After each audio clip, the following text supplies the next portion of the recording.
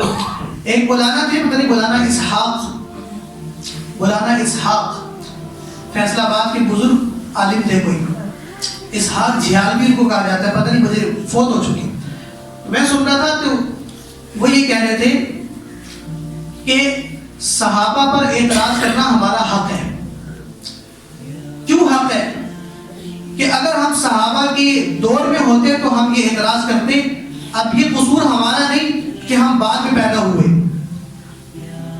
یہ قصور ہمارا نہیں، یعنی یہ اللہ پر براہ راست وہ اللہ کو قصوروار ٹھہرا رہا ہے نا. مطلب وہ اپنے آپ کو یہ کہہ رہا ہے کہ اگر میں صحابہ کے دور میں ہوتا تو آج کے دور میں جو اعتراض کر رہا ہوں یہ میں اس وقت کرتا، لیکن اب میرا قصور نہیں ہے کہ میں اس دور میں نہیں تھا.